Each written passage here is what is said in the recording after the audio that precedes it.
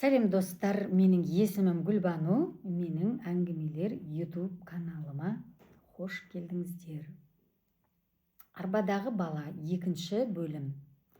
Сосын әлсіз дауыс естілді. Алла, ертең көп болсыншы, өтінемін. Мен сол жерде отырып, көз жасымды тоқтата алмадым. Бұл бала құтқар деп емес, еркіндік бер деп емес, көп ақша бер деп дұға етіп жатыр. Қорқыныш үміттен үлкен болып кеткен. Түн ортасына таман үйдің жарығы сөнді. Бірақ мен кетпедім. Сағат 11-лер шамасында артқы есік ашылды. Әйел бір сәтке сыртқа шықты. Телефонмен сөйлесіп тұр. Ертең басқа жерге апарамыз. Бұл ауданнан түсім азайып кетті. Бақылап отырдым. Бір әйел айналшықтап жүр. Менің жүрегім зу ете түсті. Олар мені байқаған. Егер біреу жақындаса, басқа сценарий қолданамыз, деді ол суық дауыспен. Сценарий.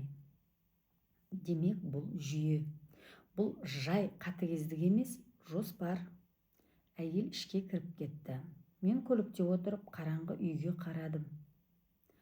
Сол үйдің ішінде бір бала таң атқанша қорқынышпен ұйықтайды.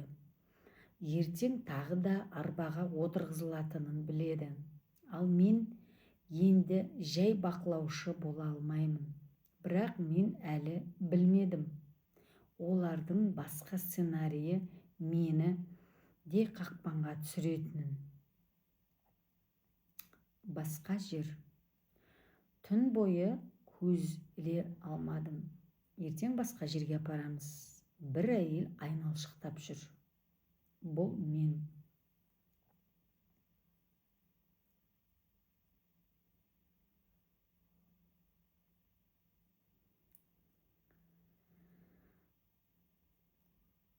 Таң ата салысымен сол үйдің маңына қайта келдім.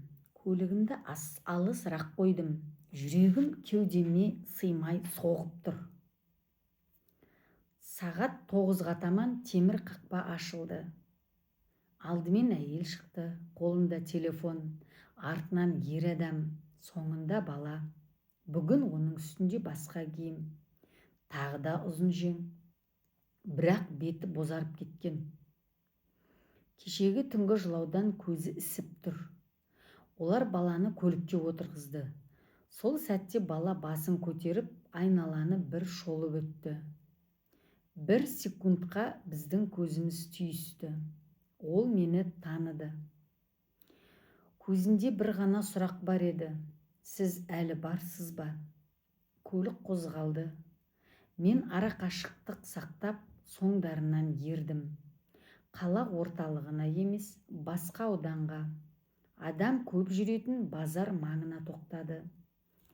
Бүгін олар оны жаңа сахнаға әкелген.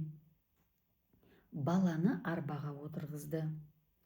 Ер адам еңкейіп бірдеңе сыбырлады. Бала басын изеді.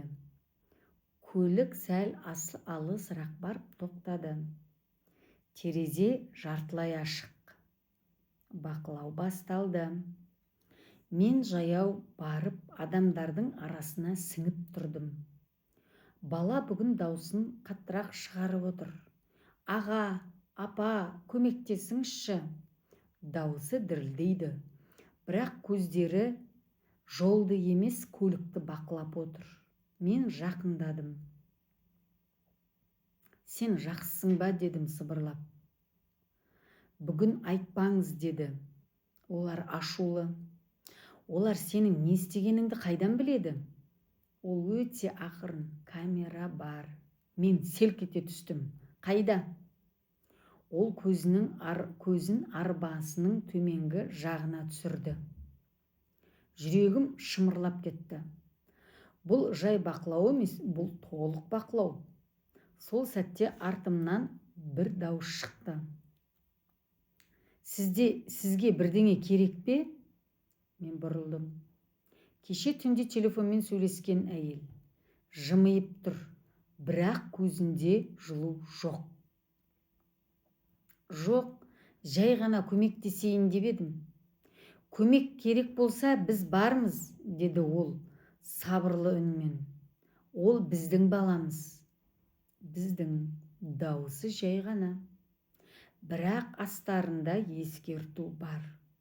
Сіз кешеде жүрген сияқтысыз. Менің ішім мұздап кетті. Сіз қателескен шығарсыз. Ол маған тік қарап тұрды. Қала кішкентай ғой. Сосын еңкейіп баланың басынан сипағандай болды.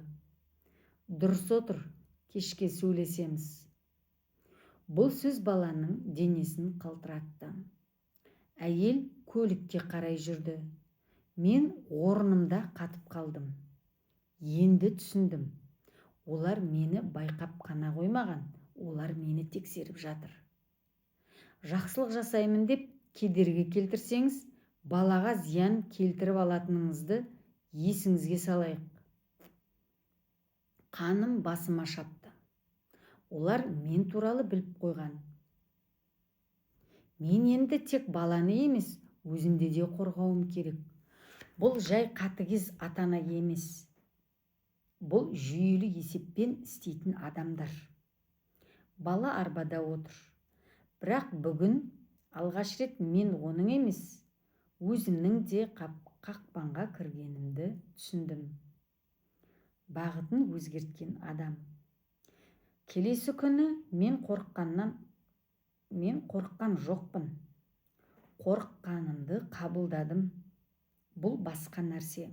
Таңертең ерте үйден шықтым. Бұл жолы жалғыз емес. Телефонымның камерасы қосулы, дыбыс жазу қосулы, сөмкеде шағын диктофон. Олар баланы басқа ауданға апарғанын білдім. Әлеуметтік желідегі видеодан дүкен маңдайшасын байқап қалдым. Таптым. Ол тағы солай отыр. Арба, иілген иық, әлсіз дауыс. Апай, көмектесіңізші. Бірақ мен бұл жолы басқа нәрсеге қарадым. Оның аяқ киімі тозған, ал тізесі тым қатты бүгіліп тұр. Жүрмейтін баланың бұлшық еті бұлай тартылып тұрмайды. Мен жақындадым, ақша салдым, сосын сыбырладым. Сен жүре аласың ғой? Ол селк етті. Көзі маған бір сәтке тіке қарады. Сол көзқараста үрей, артына қарады. Мен де бұрылдым. Жолдың арғы бетінде қара көлік тұр. Терезесі жартылай ашық. Ішінде ер адам бақылап отыр. Бала ернін тістеп өте баяу үнмен басын шайқады. Жоқ дегендей. Бірақ оның көзі иә деп тұрды. Сол сәтте түсіндім. Ол айтпайды. Ол айта алмайды. Кешке мен балалар үйіне хабарластым. Қамқоршылық бөліміне шықтым. Алғашқында сенбеді. Егер бала жүре алса, медициналық тексеріс болған. Құжатта қозғалыс әлсіздігі деп тұр, деді олар. Мен видеоны жібердім. Бұл жеткіліксіз, дәлел керек. Түнде тағы хабарлама келді. Бұл жолы қысқа. Соңғы ескерту. Мен жауап жаздым. Бірақ сөз. Көрерміз. Сол сәтте қорқыныштың орнына ашу келді. 2 күннен кейін олар қателесті.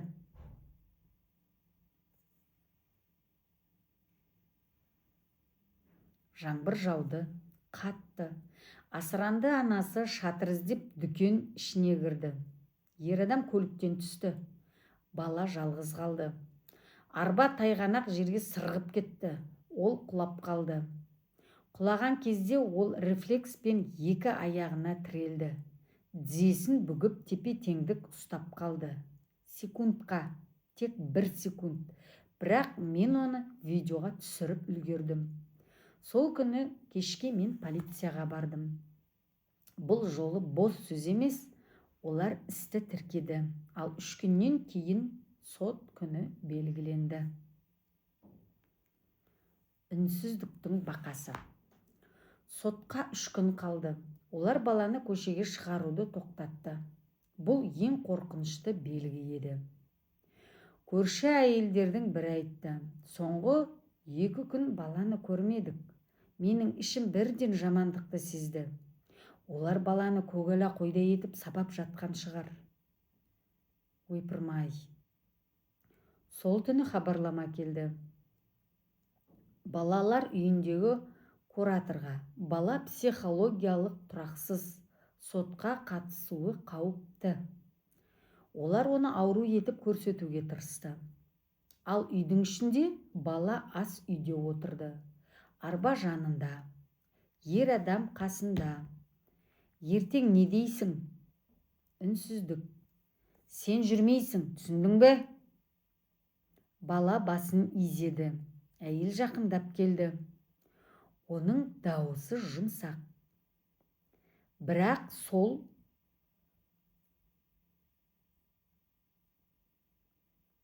жұмсақтықтың ішінде мұз бар. Біз сені балалар үйінен алдық. Біз болмасақ, сен ешкімге керек емессің. Бала көзін түсірді. Егер бір ауыз артық сөз айтсаң, ер адам еңкейіп сыбырлады. Ол әйелдің көзін құртамыз. Ешкім байқамайды. Ол өз өлімінен кетті деп сенеді. Бала селк етті. Адамдар жолда апатқа түсіп жатады. Бұл соққыдан ауыр еді. Сол түні бала ұйықтай алмады. Ол терезеден қарады. Көшеде тыныш, бірақ жүрегі дүрсілдеп тұр. Ол бірінші рет өз дұғасын өзгертті. Алла, бүгін көп ақша емес, тек апай өлмесін. Сот күні келді. Зал толы. Мен артқы қатарда отырдым. Олар алдыңғы жақта. Бала арбада, басы төмен.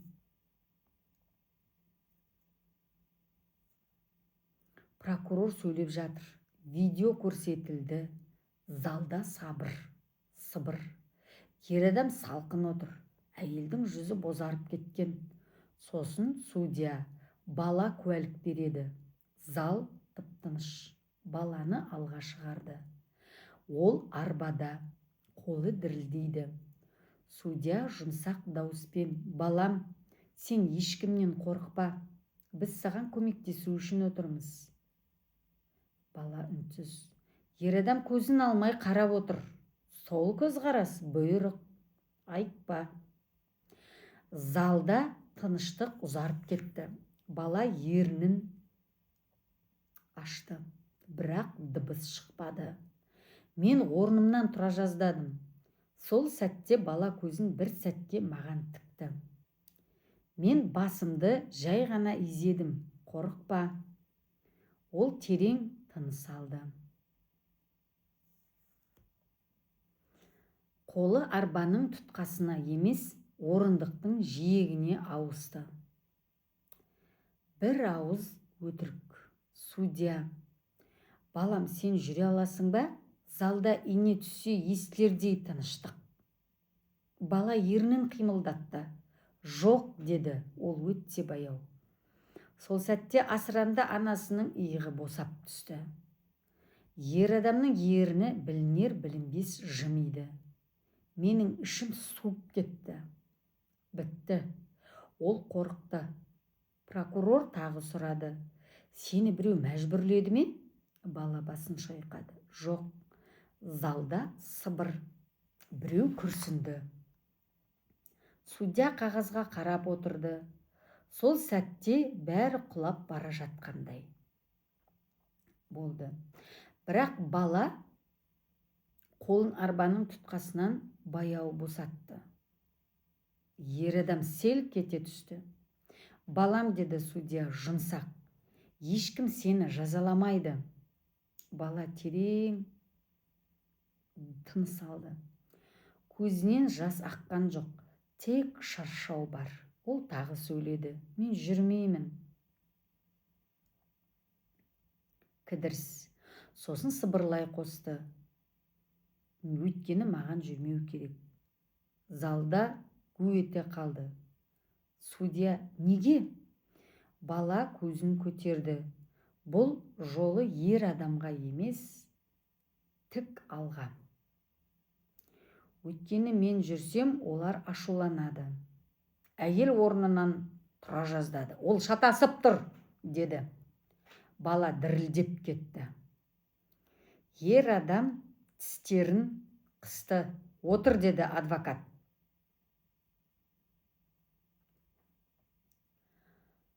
Сыбырлап, бала көзін жұмды. Сосын екі қолын орындыққа тіреп, баяу көтерілді. Бір сәтке теңселді.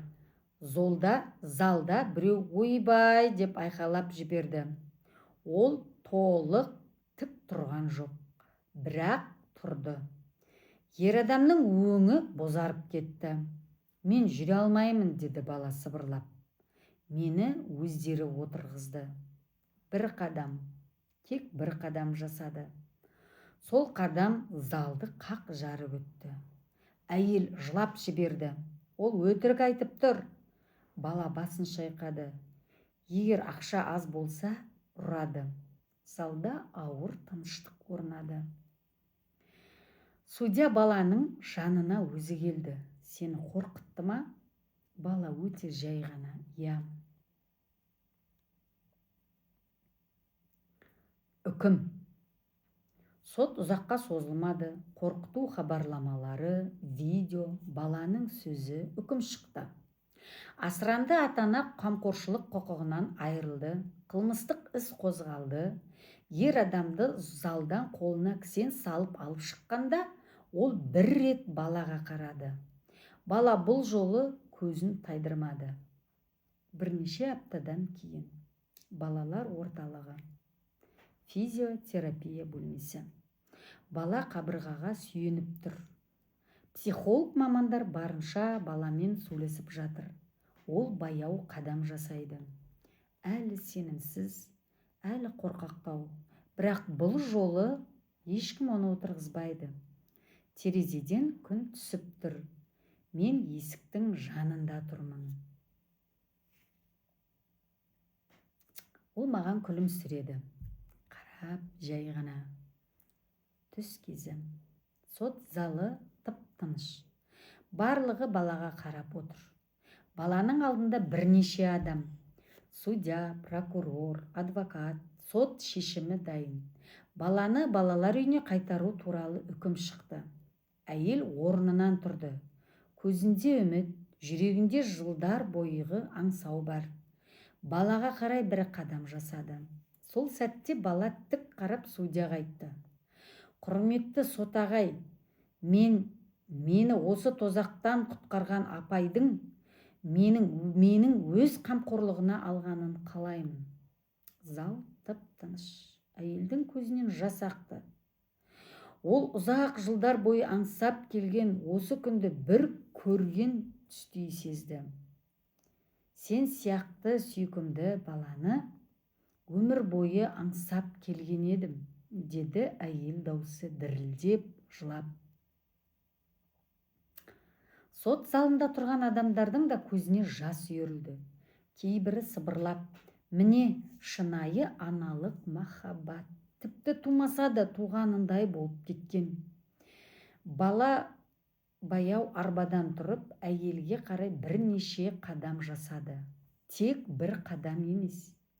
Бұл еркіндік, махаббат, сенім. Әйел оны құшақтап, жылы жүзбен сыбырлады: енді сенің жүрегіңді ешкім қорқытпайды. Енді сені ешкім бұл арбаға таңып қоймайды. Өйткені сен менің баламсың, менің жүрегімде мәңгі боласың.